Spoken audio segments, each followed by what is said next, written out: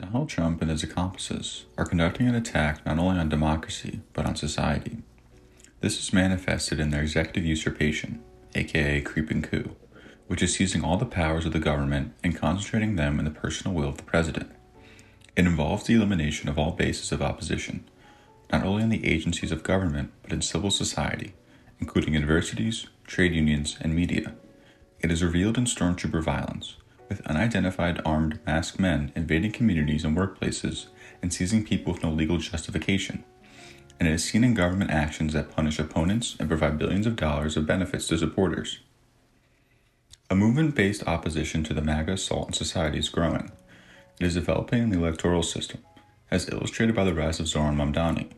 It is developing in the streets, for example, the massive nonviolent direct action to protect immigrant neighborhoods from ICE attacks and the 7 million people who turned out for No King's Day.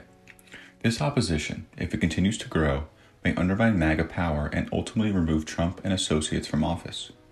But what about a worst-case scenario where neither electoral nor non-electoral opposition forestalls a MAGA tyranny, where democratic procedures and the right to vote have been so denied that it is impossible to defeat MAGA at the polls, where both official and vigilante violence are unrestrained by law, where a substantial part of the population has been bamboozled by lies and distraction, where all dissent has been effectively branded as treason, where those who don't go along with the program are subject to harassment, beating, jailing, and death, and where much of the population has been driven by fear into silence and acquiescence.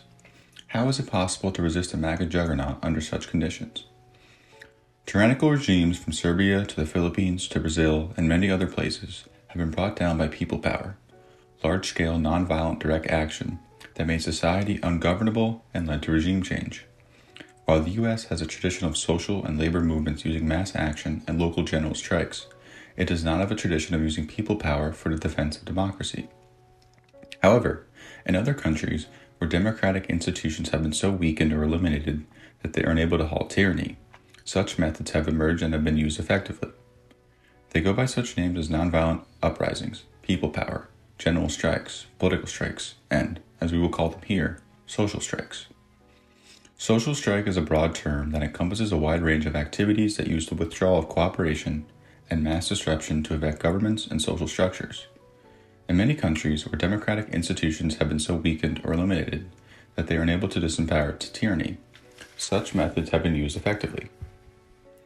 The term social strikes is used to describe mass actions that exercise power by withdrawing cooperation from and disrupting the operation of society.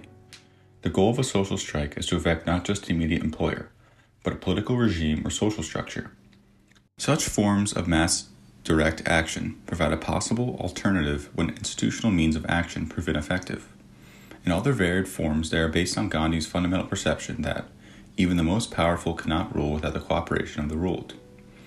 Social strikes represent the withdrawal of cooperation and acquiescence by a whole society, manifested, for example, in general strikes and mass popular people power uprisings.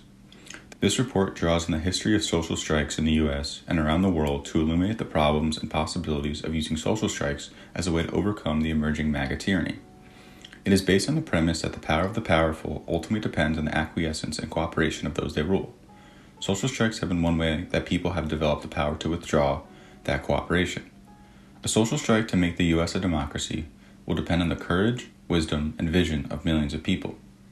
The purpose of this report is to provide knowledge of how people have used social strikes in the past and inspiration from that knowledge about self-liberation from tyranny in the future.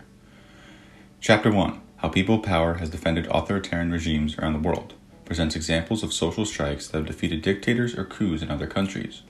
Chapter 2, Social Strikes in American History, recounts the story of mass strikes, social strikes, and political strikes in the U.S.